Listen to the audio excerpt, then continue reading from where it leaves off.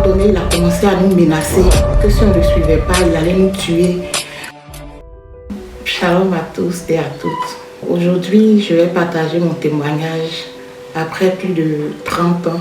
La première fois que je parle de cette histoire que j'ai vécue. À mon âge d'adolescence, j'étais au CM2. Une période où ma mère a été absente. J'ai été ramenée chez la sœur à mon père. Là-bas que j'ai continué mon année scolaire. J'ai intitulé ce témoignage « Ma part du psaume 78 ».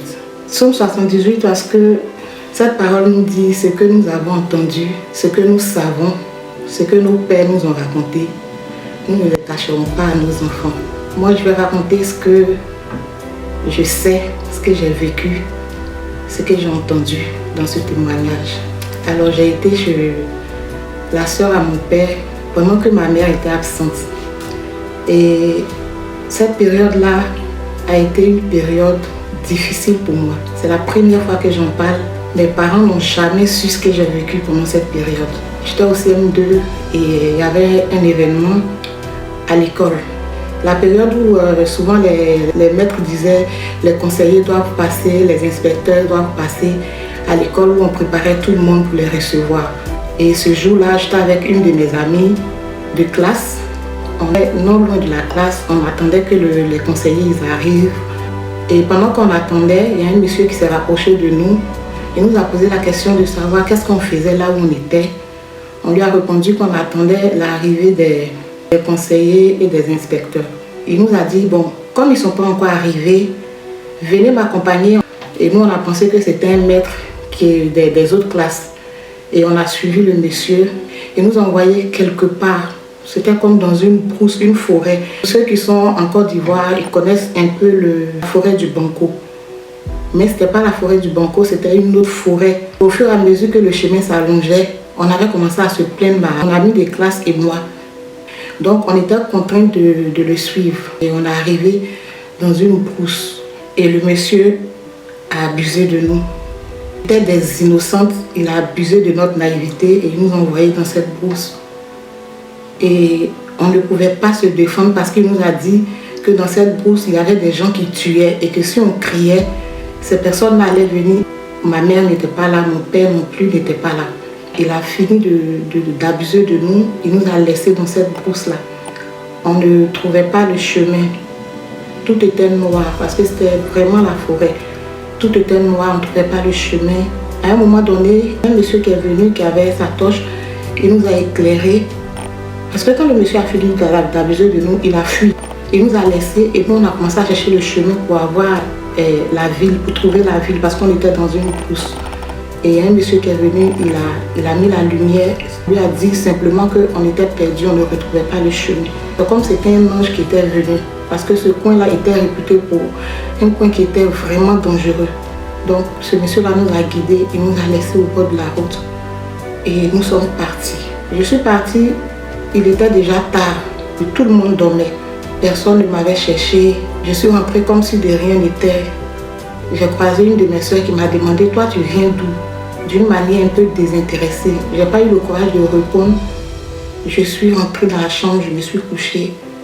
Mais depuis ce jour-là, j'ai vécu comme une personne qui n'avait personne.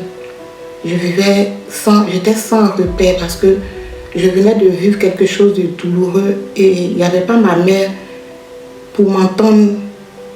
Parce que je me suis dit, si ma maman était là ce jour-là, peut-être qu'après 17h, quand elle n'allait pas me voir en train de rentrer à la maison, elle serait en train de me chercher. Et là où j'étais, personne ne m'avait cherché. C'est comme si je n'existais pas en fait. Et depuis ce jour, je me suis dit que je n'avais personne. Je vivais ma vie comme je voulais. Personne n'a cherché à savoir ce qui m'était arrivé ce jour-là. Et c'est une colère que j'ai vécue pendant des années. Et cette colère, je l'avais contre mon père. Parce qu'en grandissant, j'ai compris qu'à cette période-là, il y avait eu des problèmes entre lui et ma mère et elle avait décidé de partir. Et lui, il m'a envoyé chez sa soeur. Il a envoyé ma petite soeur, la dernière, chez la soeur à ma mère On était comme livrés à nous-mêmes. Et le fait de savoir que après 17 heures, l'école est finie, personne ne m'a cherché, ça m'a fait comprendre que je me suis dit au fond de moi que je n'ai personne. À partir d'aujourd'hui, je dois vivre comme je veux. Je n'ai pas de compte à rendre à quelqu'un. Et j'ai commencé à me comporter d'une façon bizarre. Je sortais, je venais quand je voulais. En fait, j'ai vécu une dépression toute seule. En fait, j'ai vécu cette dépression-là pendant des années.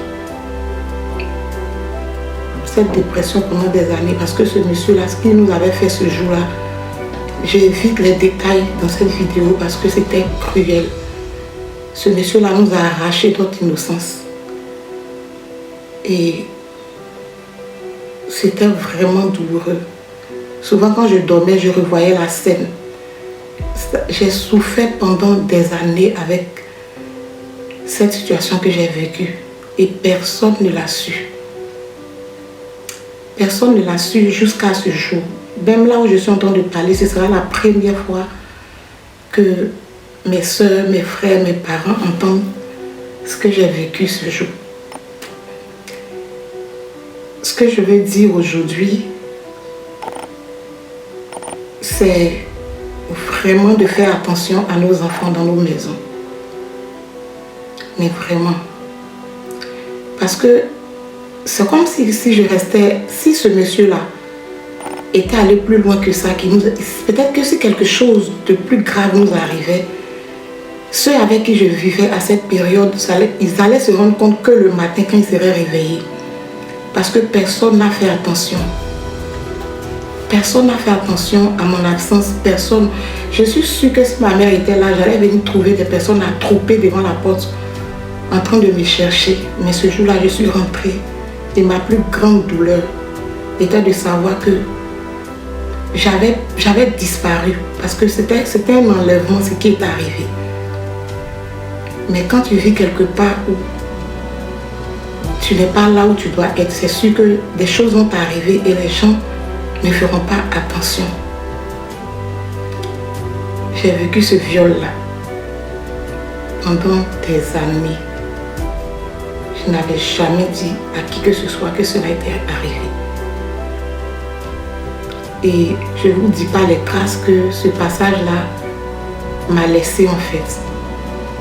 Je me disais, mon papa nous avait laissés. Il est allé chez sa femme, il avait une autre femme. Mon père était un père polygame.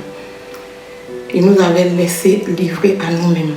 Peut-être que si lui au moins il était là, il allait se rendre compte de mon absence. Et peut-être même que je n'allais pas vivre ça. Parce que j'ai été retirée de l'école où j'étais avec ma maman. Parce qu'il y avait une école qui n'était pas très loin de chez ma maman. C'est là-bas que j'étais. Et quand le problème est arrivé, il m'a inscrit à côté de sa soeur qui était loin de là où j'habitais auparavant. Et donc j'étais contrainte d'aller à l'école là-bas. J'étais au CM2, j'étais une adolescente. Et c'est toutes ces choses-là que le Seigneur est en train d'utiliser pour restaurer ses enfants adolescents. Durant toutes ces années, j'étais devenue une personne insensible. Je n'avais peur de rien.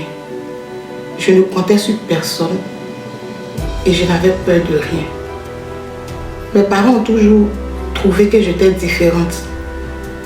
J'étais différente parce que dans ma tête, j'étais seule. Je vivais seule, je faisais ce que je voulais comme je voulais. Je me suis dit, personne ne doit venir me dire quoi que ce soit parce que si les gens m'aimaient, si j'avais une famille, peut-être que je n'allais pas passer par toutes ces choses. Ça, c'était mes pensées.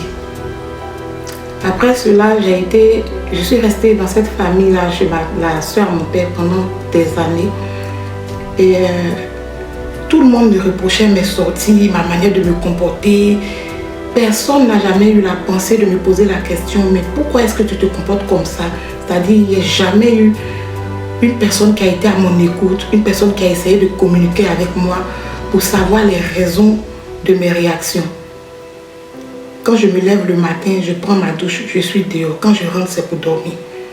Je me sentais plus à l'aise avec mes camarades. À un moment donné, je ne supportais pas la maison. C'est comme je n'avais rien à faire là, mais il fallait que je sois là.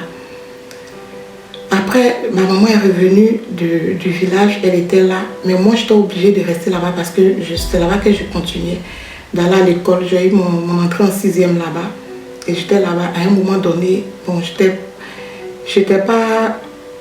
comme bon, la maman avec qui j'étais, la soeur à mon père. Elle disait à chaque fois que je devais rentrer chez mes parents, mais sauf que à un moment donné, je ne voulais pas aller chez ma maman parce que je voyais la souffrance de ma maman. Et toutefois que je suis là-bas, je suis mal. Or, chez elle, quand j'étais là-bas, il n'y avait pas je ne voyais pas tout ça. Là-bas, c'était quand même un peu financièrement, bon, on ne nous donnait pas de l'argent, mais c'était stable. Il y avait à manger, il y avait tout ce qu'il fallait, mais bon, moi, j'étais tout le temps dehors et je me sentais mieux dehors. Et il arrivait des moments où on me disait, tu vas partir chez tes parents à cause de mon comportement. J'avoue que c'était à cause de mon comportement. Mais ce qui se passait dans ma tête était grave. Il a fallu le temps pour savoir que c'est toutes ces choses-là qui m'ont rendue telle que j'étais. J'étais devenue une personne colérique. J'étais devenue une personne insensible. Je n'avais pas peur. Et si je veux parler des traces que cela m'a laissées, je me suis dit, avec ce que j'ai vu mon père faire à ma mère pendant toutes ces années, avec ce monsieur-là qui m'avait violée, et j'ai une fois essayé de me suicider parce que je ressentais le rejet. J'étais rejetée parce que tout le monde me reprochait la même chose. C'est vrai que je posais des actes qui n'étaient pas bien, mais tout le monde me reprochait la même chose. Certains même disaient, celle-là, elle aime se promener, c'est comme ça qu'elle va rester. Elle ne va pas changer. Il n'y a personne qui me posait. En fait, la seule personne avec qui je me suis sentie bien, c'était mon grand frère Ferdinand. Avec lui, il m'appelait ma petite soeur chérie. Quand j'étais avec lui, j'étais bien. À cette période-là, c'était lui qui était un peu là. Et quand je quitte là, franchement, ma maman, elle faisait tout pour nous mettre bien, pour nous mettre à l'aise. Mais elle aussi, elle n'avait pas ce qu'il fallait pour qu'on soit épanoui comme on voulait. Donc, je faisais ce que je voulais. J'étais la personne la plus différente de la famille. J'ai commencé à boire l'alcool. Je n'avais même pas 18 ans. Que j'ai commencé à aller dans les maquis. Je fréquentais les maquis. Je rentre dans un maquis, je peux sortir le matin. J'aimais l'ambiance c'est que toute ma vie, c'était au maquis. Mes camarades. J'avais aucun autre loisir que d'aller boire. Je ne sais pas pourquoi je buvais autant, mais je savais que c'était le seul point où je trouvais la joie parce que là-bas, je retrouvais mes amis. Avec mes amis, on sortait, c'était l'ambiance, c'était la bonne ambiance de la musique, on rigolait. Mes copines me disaient, Patricia, tu donnes trop de bons conseils, tu es gentille, tu es intelligente. Mais quand j'arrive à la maison, c'était le contraire. Elle ne passe son temps, elle passe son temps à boire avec ses camarades. Il n'y a jamais eu une question du genre, mais pourquoi tu bois? Comment est-ce que tu as commencé à boire? Le fait de savoir que tout ce que je vivais passait inaperçu me détruisait. C'est-à-dire que j'avais une colère. Et il y avait mon papa aussi qui n'était pas... C'est sans vouloir faire culpabiliser les papas. C'est sans vouloir jeter la pierre à un père quelconque. Non.